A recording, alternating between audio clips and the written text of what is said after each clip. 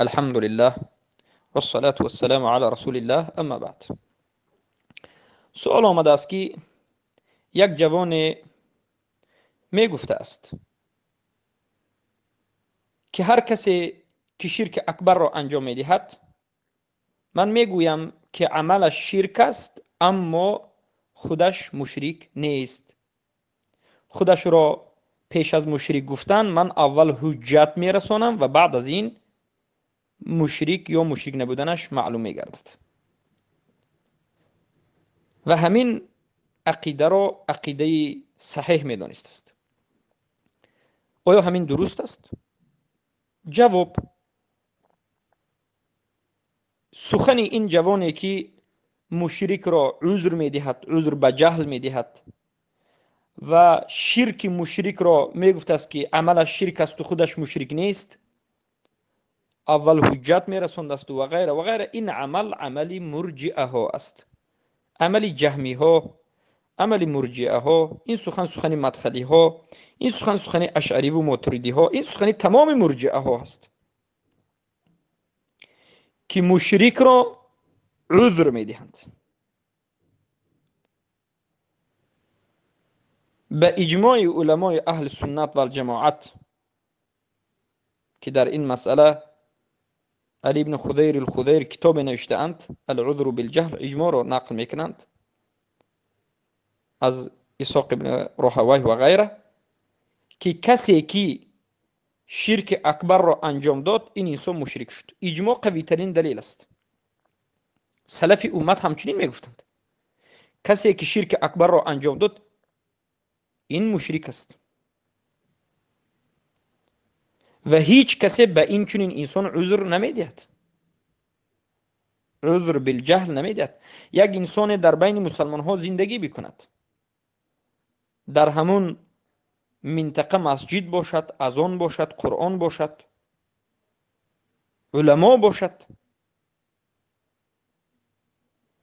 جهل در اون منطقه در مسائل اصول دین هیچ وقت عذر نیست. در مسائلی که معلوم فی الدین او بالدین من الضروره هست جهل عذر نیست. و همین جوانی که این سخن رو گفته است، این جوان در همین مسئله غلط کرده است، باطل گفته است و باید توبه بکند، برای آنکه عذر دادن به مشرک دیده و دانسته این شرک است و این کفر است. یعنی اقرار کردن به شرک اون شرک است و البته عذر دادن به مشرک دیده و دانسته این کفر است. بارک الله فیکم.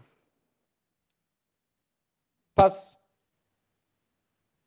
آیا در مسئله شرک اکبر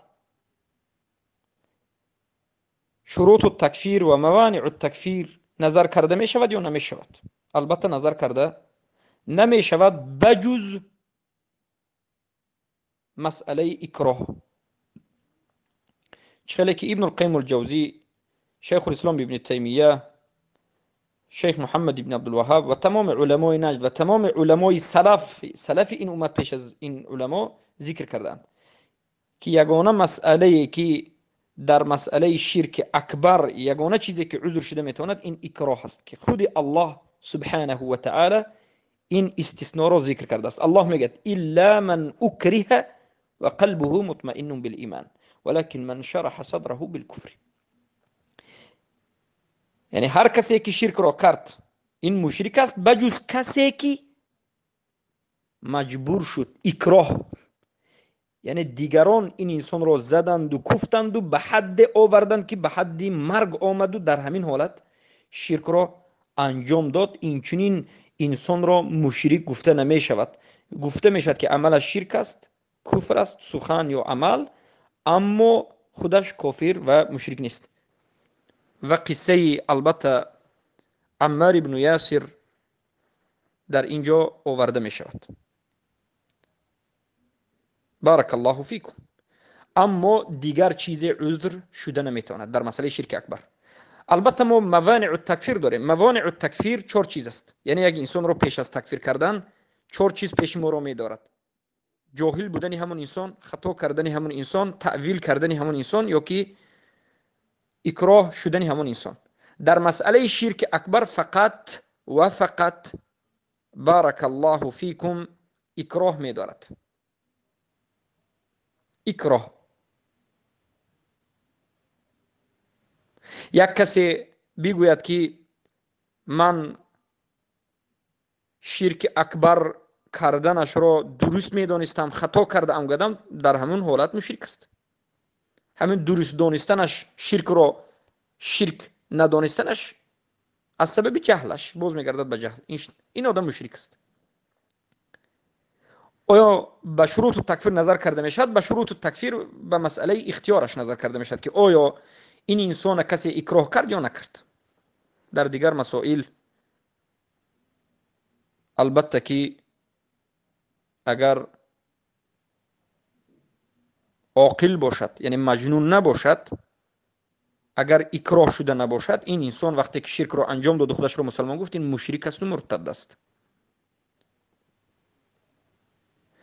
و البته این سخن اهل سنت و الجماعت است. هر کسی که به همین سخن مخالفت، این مرجئه هست، که البته همین سخن مرجئه ها امروز در همین عصر 20 و 21 بینواد مشهور شده است و به همه جا پهن شده است. چرا که علمای اهل سنت و الجماعت رو به قتل میرسونند. علمای اهل سنت و الجماعت در درونهای حبس 20 سال 15 سال وفات میکنند. به ما این سخنهای حق را کی میرسوند؟ مرجئه ها آیا میرسونند؟ نمیرسونند. مدخلی ها آیا میرسونند؟ نمیرسونند. علماء السوء، علماء التواغیت، علماء اشاعره، ماتریدی، علمای درباری، علمای جهمی و مدخلی، علماهای طاغوت پرست، علماهای حزبی دموکراتی، اینها هیچگاه این چنین سخن رو به ما نمیرسونند. چرا که اینها همه را مسلمان میدانند. والعیاذ بالله. این سخنی قرآن است. الله سبحانه و تعالی در قرآن جاهلان مشرکایی که اصلا هیچ چیز حال فهمیده نبود، مشرکایی که حتی پیامبر به نزد اونها رفته نبودن، اونها را مشرک خود، اونها را مشرک گفت. ما نمیگیم که این مشرکا حالا نفهمیده بود الله اونها را نبود مشرک، نه، اینا مشرک. الله در کجای قرآن یک درباره مشرکین و کافرین صحبت کرده باشد، در دوامش میگه اونها لا یعقلون، اونها عقل ندارند، یعنی علم ندارند، اونها نمیفهمند، اونها نفهمیدند، جاهلند. از سبب جهلشون یعنی مشرکند. الله نگفت که از سبب جهلشون اونها شرک را انجام دادن اما اینها ما مشرک نمیگیم، نگفت. الله گفت مشرکند. سبب شرکشون جهل است، برام که بی عقلند. بی عقل یعنی بی علم. و رسول اکرم صلی الله علیه و سلم مشرک میگفتند، صحابگان مشرک میگفتند. و در این مسئله کتاب‌های علمای اهل سنت و الجماعت مشهور است، لیکن مرجئه ها به ما نگفتند، نخوندند، شرح ندادند. بارک الله فیکم. در این مسئله خیلی گفتیم اجماع را علما نقل میکنند. و بهترین کتابی که در این مسئله خودی بنده مطالعه کردم، علمای نجد، یکی از علمای نجد نبیره محمد ابن عبدالوهاب، در اونجا در مسئله تکفیر معین اسحاق ابن عبداللطیف ابن عبدالرحمن ابن حسن ابن محمد ابن عبدالوهاب رحمه الله در کتاب تکفیر معین ذکر میکرد.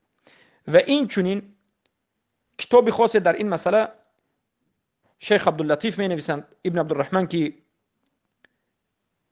البراهین والادله، یا که الادله والبراهین على عدم عذر بالجهل في اصول الدین، دلیل ها و برهان ها بر این که در مسئله اصول دین جهل عذر نمی شود. شرک، ترک شرک آیا از اصول دین است یا نیست؟ ترک شرک در نزد اهل سنت و جماعت از اصول ایمان است، از اصول دین است. کسی که شرک ترک نکند مسلمان نمی شود. اسلام چیست؟ براءة الاسلام الاستسلام لله بالتوحید و انقیاد له بالطاعه و براءة من الشرك و اهله. براءت کردن از شرک، ترک کردن شرک و بیزاری جستن از مشرکین، این اسلام است. کسی که مسلمان میگه باید همین چیزا داشته باشد. کسی که مسلمان میگه شرک انجام دهد، کسی که مسلمان میگه از مشرکین جدا نشود، این مسلمان نیست. و معنای دین اسلام هم همین است. این چنین جوانها را برادران عزیز، این چنین انسانها را خوب جواب بدید، سخت جواب بدید، زیرا که این مرجعه ها بینات پهن شدند. طالب علم رفتند و از دست مرجعه ها خواندند و آمدند. مدخلی ها بینهایت در تاجیکستان پهن شدند. سببش این است که طالب علمان اهل سنت و جماعت بودند و سکوت کردند یا که نیستند.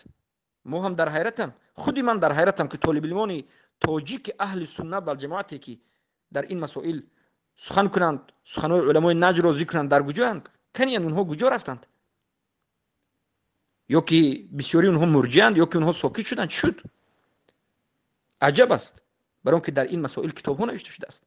کتاب علمای نجد در این مسئله 10 کتاب است، لیکن همین کتاب برای یک آدمی که عقل دارد بسنده است که از قرآن و سنت و صحابگان رسول اکرم صلی الله علیه و از علما و اجماع را در اینجا نقل کردند. الادله والبراهین على عدم العذر بالجهل في اصول الدين. و دومین کتاب علی بن خضیر الخضیر، العذر بالجهل في العذر في الشرك، هل يكون الجهل عذرا في الشرك الأكبر. در اینجا سخنهای تمام علمای نجد ذکر میکنند. و در همین مسئله سخن شیخ عبدالله بابطین، کتاب شیخ عبدالله بابطین، وقتی که به یکی از مشرکین رد زدند، به داود ابن جرجیس، کتابی زیاده در این مسئله نوشته شده است. پس بارک الله فیکم، این معروف و مشهور است که هر کسی که مشرک را میگوید که عملت شرک است اما خودت حکم مشرک را من به تو نمیتم، اول قیام حجت کردن لازم است. این قول مرجع و مخالف اهل سنت و جماعت و این انسان از اهل سنت و جماعت نیست، بلکه هر کسی که شرک اکبر را کرد عذری ندارد بجز اکراه و این انسان مشرک است. ما یک اکبر مشرک میگیم، قیام حجت لازم نیست، برای که بودن قرآن مسلمان هم گفتنش هم خودش قیام حجت است. و چگونه مسلمان میشد که شرک رو نفهمده است؟ لا اله الا الله محمد رسول الله دو رکن دارد، النفی والاثبات. بارک الله فیکم. پس به این انسان رسانید باید توبه بکند و همچنین انسان ها باید توبه کنند و به راه حق بازگردند. بارک الله فیکم.